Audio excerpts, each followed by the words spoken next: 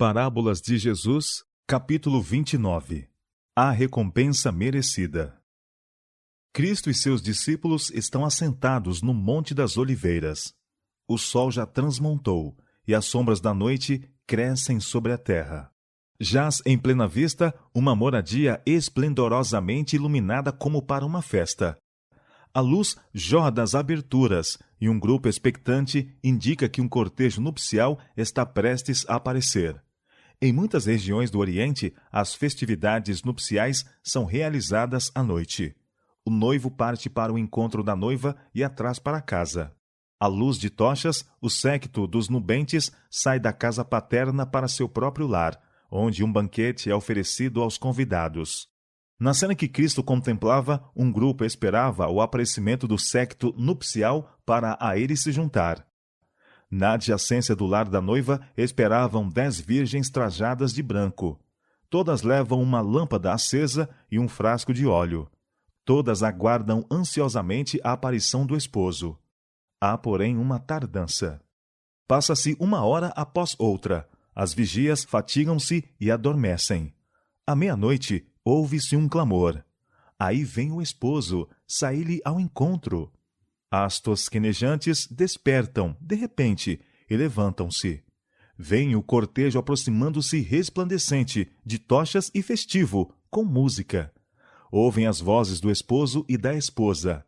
As 10 virgens tomam suas lâmpadas e começam a aparelhá-las, com pressa de partir. 5 delas, porém, tinham deixado de encher seus frascos. Não previram demora tão longa e não se prepararam para a emergência. Em aflição, apelam para suas companheiras mais prudentes, dizendo: Dai-nos do vosso azeite, porque as nossas lâmpadas se apagam. Mas as 5 outras, com suas lâmpadas há pouco aparelhadas, tinham seus frascos esvaziados. Não tinham óleo de sobra, e respondem: Não seja caso que nos falte a nós e a vós, e diante aos que vendem, e comprai-o para vós. Enquanto foi comprar, o séquito foi-se e as deixou. As 5, com as lâmpadas acesas, se uniram à multidão. Entraram na casa com um cortejo nupcial e fechou-se a porta. Quando as virgens loucas chegaram à entrada da casa do banquete, receberam uma recusa inesperada. O anfitrião declarou: Não vos conheço. Foram abandonadas ao relento, na rua solitária, nas trevas da noite. Quando Cristo, sentado, contemplava o grupo que aguardava o esposo, contou aos discípulos a história das 10 virgens, ilustrando, pela experiência delas, a da igreja que viveria justamente antes de sua segunda vinda. Os 2 grupos de vigias representam as 2 classes que professam estar à espera de seu Senhor. São chamadas virgens, porque professam fé pura. As lâmpadas representam a palavra de Deus. Diz o salmista: Lâmpada para os pés é a tua palavra, e luz para o meu caminho. Salmo 119, verso 105. O óleo é o símbolo do Espírito Santo. Assim é representado o Espírito na profecia de Zacarias. Tornou o anjo que falava comigo, diz ele, e me despertou, como a um homem que é desperto do seu sono, e me disse: Que vês? E eu disse: Olho, e eis um castiçal todo de ouro, e um vaso de azeite no cimo, com suas 7 lâmpadas, e cada lâmpada posta no cimo tinha 7 canudos, e por cima dele 2 oliveiras, uma à direita do vaso de azeite e outra à sua esquerda. E falei e disse ao anjo que falava comigo, dizendo: Senhor meu, que é isto? E respondeu e me falou, dizendo: É a palavra do Senhor a Zorobabel, dizendo: Não por força, nem por violência, mas pelo meu espírito, diz o Senhor dos Exércitos. E falando-lhe outra vez, disse: Que são aqueles 2 raminhos de oliveira que estão junto aos 2 tubos de ouro, e que vertem de si ouro? Então ele disse: Estes são os 2 filhos do óleo, que estão diante do Senhor de toda a terra. Zacarias capítulo 4, versos 1 a 14. Das 2 oliveiras, o dourado óleo era vazado pelos tubos de ouro nas taças do castiçal, e daí nas lâmpadas de ouro que alumiavam o santuário. Assim, dos santos que estão na presença de Deus, seu espírito é comunicado a instrumentalidades humanas que são consagradas para o seu serviço. A missão dos dois ungidos é comunicar ao povo de Deus aquela graça celestial que somente pode fazer de sua palavra uma lâmpada para os pés e uma luz para o caminho. Não por força, nem por violência, mas pelo meu Espírito, diz o Senhor dos Exércitos. Zacarias capítulo 4, verso 6.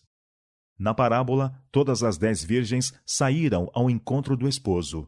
Todas tinham lâmpadas e frascos. Por algum tempo, não se notava diferença entre elas. Assim é com a igreja que vive justamente antes da segunda vinda de Cristo. Todos têm conhecimento das Escrituras, todos ouviram a mensagem da proximidade da volta de Cristo e confiantemente esperam sua aparição. Como na parábola, porém, assim é agora. Há um tempo de espera. A fé é provada, e quando se ouvir o clamor, aí vem o esposo, saí-lhe ao encontro. Muitos não estarão preparados. Não têm óleo em seus vasos, nem em suas lâmpadas. Estão destituídos do Espírito Santo. Sem o Espírito de Deus, de nada vale o conhecimento da palavra. A teoria da verdade não acompanhada do Espírito Santo não pode vivificar a alma, nem santificar o coração. Pode estar-se familiarizado com os mandamentos e promessas da Bíblia, mas se o Espírito de Deus não introduzir a verdade no íntimo, o caráter não será transformado. Sem a iluminação do Espírito, os homens não estão aptos para distinguir a verdade do erro e serão presa das tentações sutis de Satanás. A classe representada pelas virgens loucas não é hipócrita. Tem consideração pela verdade. Advogaram-na. São atraídos aos que creem na verdade, mas não se entregam à operação do Espírito Santo. Não caíram sobre a rocha, que é Cristo Jesus, e não permitiram que sua velha natureza fosse quebrantada.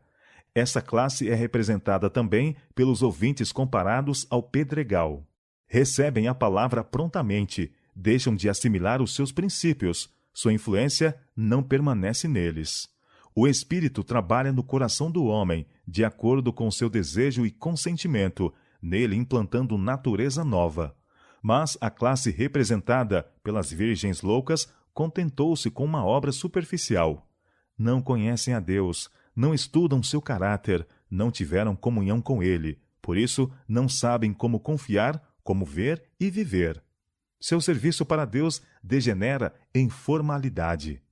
Eles vêm a ti, como o povo costuma vir, e se assentam diante de ti como meu povo, e ouvem as tuas palavras, mas não as põem por obra, pois lisonjeiam com a sua boca, mas o seu coração segue a sua avareza.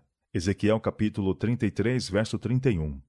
O apóstolo Paulo assinala que este será o característico especial dos que vivem justamente antes da segunda vinda de Cristo. Diz: nos últimos dias sobrevirão tempos trabalhosos, porque haverá homens amantes de si mesmos, mais amigos dos deleites do que amigos de Deus, tendo aparência de piedade, mas negando a eficácia dela. 2 Timóteo capítulo 3, versos 1 a 5. Esta é a classe que em tempo de perigo é encontrada bradando paz e segurança. Acalentam seu coração em sossego e não sonham com o perigo. Quando despertos de sua letargia, discernem sua destituição e rogam a outros que lhes supram a falta. Em assuntos espirituais, porém, ninguém pode remediar a deficiência de outros. A graça de Deus tem sido oferecida livremente a toda alma. Tem sido proclamada a mensagem do Evangelho. Quem tem sede, venha, e quem quiser, tome de graça da água da vida. Apocalipse capítulo 22, verso 17. Todavia o caráter não é transferível. Ninguém pode crer por outro. Ninguém pode receber por outro o Espírito. Ninguém pode dar a outrem o caráter, que é o fruto da operação do Espírito. Ainda que Noé, Daniel e Jó estivessem no meio dela, da terra, vivo eu, diz o Senhor Jeová, que nem filho nem filha eles livrariam, mas só livrariam as suas próprias almas pela sua justiça. Ezequiel capítulo 14, verso 20. Numa crise é que o caráter é revelado. Quando a voz ardorosa proclamou à meia-noite: aí vem o esposo, saí-lhe ao encontro, e as virgens adormecidas ergueram de sua sonolência, foi visto quem fizera a preparação para o evento. Ambos os grupos foram tomados de surpresa, porém um estava preparado para a emergência e o outro não. Assim agora uma calamidade repentina e imprevista, alguma coisa que põe a alma face a face com a morte, mostrará se a alma é sustida pela graça. A grande prova final virá no fim do tempo da graça, quando será tarde demais para se suprirem as necessidades da alma. As 10 virgens estão esperando na noite da história deste mundo. Todas dizem ser cristãs, todas têm uma vocação, um nome, uma lâmpada, e todas pretendem fazer a obra de Deus. Todas aguardam, aparentemente, a volta de Cristo. 5, porém, estão desprevenidas. 5 serão encontradas surpreendidas, aterrorizadas, fora do recinto do banquete. No dia final, muitos hão de requerer admissão ao reino de Cristo, dizendo: temos comido e bebido na tua presença, e tu tens ensinado nas nossas ruas. Senhor, Senhor, não profetizamos nós em teu nome? E em teu nome não expulsamos demônios? E em teu nome não fizemos muitas maravilhas? Mas a resposta será: digo-vos que não sei de onde vós sois. Apartai-vos de mim. Lucas capítulo 13, verso 26 e 27. E Mateus capítulo 7, verso 22. Nesta vida não tiveram comunhão com Cristo, por isso não conhecem a linguagem do céu. São estranhos às suas alegrias. Porque qual dos homens sabe as coisas do homem, senão o espírito do homem, que nele está? Assim também ninguém sabe as coisas de Deus, senão o Espírito de Deus. 1 Coríntios capítulo 2, verso 11. As palavras mais tristes que caíram em ouvidos mortais são aquelas da sentença: não vos conheço. Unicamente a comunhão do Espírito que você desprezou poderia uni-lo à hoste jubilosa que estará no banquete das bodas. Você não poderá participar dessa cena. Sua luz incidiria sobre olhos cegos e sua melodia em ouvidos surdos. Seu amor e alegria não fariam soar de júbilo corda alguma do coração entorpecido pelo mundo. Você é excluído do céu por sua própria inaptidão para a sua companhia. Não podemos estar prontos para encontrar o Senhor acordando ao ouvir o brado: aí vem o esposo, e então tomar nossas lâmpadas vazias para enchê-las. Não podemos viver apartados de Cristo aqui e ainda assim estar aptos para a sua companhia no céu. Na parábola, as virgens prudentes tinham óleo em seus vasos com as lâmpadas. Suas lâmpadas arderam com uma chama contínua pela noite de vigília. Contribuíram para aumentar a iluminação em honra do esposo. Brilhando na escuridão, auxiliaram a alumiar o caminho para o lar do esposo, para a ceia de bodas. Assim devem os seguidores de Cristo irradiar luz nas trevas do mundo. Pela atuação do Espírito Santo, a palavra de Deus é uma luz quando se torna um poder transformador na vida de quem a recebe. Implantando-lhes no coração os princípios de sua palavra, o Espírito Santo desenvolve nos homens os predicados de Deus.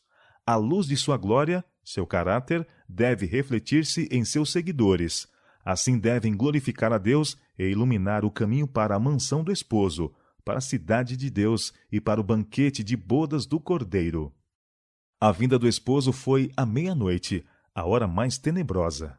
Assim, a vinda de Cristo será no período mais tenebroso da história deste mundo.